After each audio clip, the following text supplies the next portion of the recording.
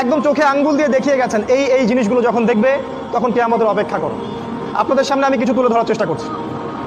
নবী সাল্লাল্লাহু আলাইহি ওয়াসাল্লাম বলেছেন, আমি যে নবী হয়েছি এটাই কিয়ামতের একটা বড় আলামত। তিনি বলেছেন, বুইসতু আনা ওয়াসসাআ কাহাতাইন, আমাকে আর কিয়ামতকে এইভাবে পাঠানো হয়েছে, আমাকে আর কিয়ামতকে এইভাবে পাঠানো হয়েছে। মানে এই দুই আঙ্গুলের মধ্যে যতটুকু দূরত্ব, আল্লাহ রাসূল সাল্লাল্লাহু আলাইহি ওয়াসাল্লাম আর কিয়ামতের মাঝখানে এতটুকু দূরত্ব আছে। এই হাদিসটা উনি বলেছেন 1400 বছর আগে। আপনার যদি সামান্য বিবেক থাকে আপনি বুঝতে পারবেন যে এখন 1400 বছর পর কিয়ামত কত কাছে। নবীজি আরো বলেছেন, আমার ইন্তেকাল কিয়ামতের একটা আলামত। তিনি আরো বলেছেন, কিয়ামতের অন্যতম নিদর্শন হচ্ছে মুসলিমদের ধন সম্পদ বাড়তে থাকবে। এমন একটা অবস্থা হবে যাদের পরনের কাপড় ছিল না, খাবার জুটতো না, পায়ে স্যান্ডেল ছিল না, এই রাখাল টাইপের দরিদ্র মানুষেরাও উঁচু উঁচু বিল্ডিং নির্মাণের প্রতিযোগিতা করবে। সে সময় আসেনি? বিগত 100 বছরে আপনি দেখেন কত বিল্ডিং, 100 বছর আগে এগুলো ছিল না। আর প্রত্যেকটা বিল্ডিং এর পিছনে আছে সুদ, ব্যাংকের সুদি লোন, আর উঁচু উঁচু বিল্ডিং, একটার সাথে একটা সম্পর্কিত। নবীজি আরো বলেছেন, শেষ জামানা বা আখিরুজ জামান বা কিয়ামতের আলামত হচ্ছে মানুষ পিতা মাতাকে সম্মান করবে না।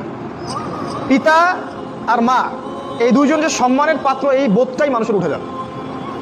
সম্পদের জন্য মানুষ তার পিতাকে হত্যা করবে, ভাই তার ভাইকে হত্যা করবে, স্বামী স্ত্রীকে হত্যা করবে, স্ত্রী স্বামীকে হত্যা করবে, এমনকি সন্তান মাকে পর্যন্ত হত্যা করবে সম্পত্তির কারণে। আর পিতা মাতার সাথে দাস দাসীর মতো আচরণ করা হবে। নবী সাল্লাল্লাহু আলাইহি ওয়াসাল্লাম বলেছেন, কিয়ামতের অন্যতম নিদর্শন হচ্ছে যে সমাজের বেশিরভাগ মানুষ সুদের সাথে জড়িত হয়ে যাবে। ইচ্ছায় হোক আর অনিচ্ছায় হোক, হয় ব্যক্তি সুদ খাবে, না হলে সুদ দিবে, না হলে সাক্ষী থাকবে, না হলে লিখে রাখবে। আর আমাদের নবী মুহাম্মদ সাল্লাল্লাহু আলাইহি ওয়াসাল্লাম এই 4 শ্রেণীর মানুষকে সমানভাবে অভিশাপ দিয়েছেন। তিনি বলেছেন, আমি মুহাম্মদ সাল্লাল্লাহু আলাইহি ওয়াসাল্লাম আপনার নবী, তিনি বলেছেন যে আমি 4 শ্রেণীর মানুষকে অভিশাপ দিয়ে গেলাম। এক শ্রেণী হচ্ছে যে সুদ খায়, দ্বিতীয় শ্রেণী হলো যে সুদ দেয়, তৃতীয় শ্রেণী যে সাক্ষী থাকে, আর চতুর্থ শ্রেণী যে লিখে রাখে। এই হাদিসের আলোকে পুরো ব্যাংকিং সিস্টেম সুদের আওতায় পড়ে যায়। এবং নবী সাল্লাল্লাহু আলাইহি ওয়াসাল্লাম বলেছেন, সুদের 70টা পাপের শাখা আছে, তার সর্বনিম্ন শাখা নিজের মাকে ধর্ষণ করা। এটা আমি বলিনি, হাদিসের পাতায় পাতায় লেখা আছে। আপনাদেরকে কেউ কখনো বলেছে কিনা আমি জানি না, আজকে আপনাদেরকে সতর্ক করে গেলাম। আমাদের নবী বলেছেন সুদের 70টা পাপের শাখা আছে, তার সবচেয়ে নিচের শাখা নিজের মাকে বিয়ে করা, ধর্ষণ করা বা জিনা করা। তিনি আরো বলেছেন সুদের সবচেয়ে উঁচু শাখা হচ্ছে আল্লাহ এবং তার রাসূলের সাথে যুদ্ধ করা। সূরা বাকারায় আছে, সূরা বাকারার 275-76 আয়াতগুলো পড়ে দেখবেন। নবী সাল্লাল্লাহু আলাইহি ওয়াসাল্লাম আরো বলেছেন, যে ব্যক্তি 1 দিরহাম সুদ খাবে সে যেন 36টা মেয়েকে ধর্ষণ করলো। এটা বুখারীর হাদিস। আমি নাম্বার বলার সময় পাচ্ছি না, খুব সময় সংক্ষিপ্ত। তিনি আরো বলেছেন, সুদখোরদেরকে কবরে যে শাস্তি দেওয়া হবে সেটা হচ্ছে তাদেরকে রক্তের নদীতে ফেলে তাদের মাথাগুলোকে ফাটিয়ে দেওয়া হবে। কারণ সুদের মাধ্যমে সারা বিশ্বের মানুষের রক্ত তারা চুষে নিচ্ছে।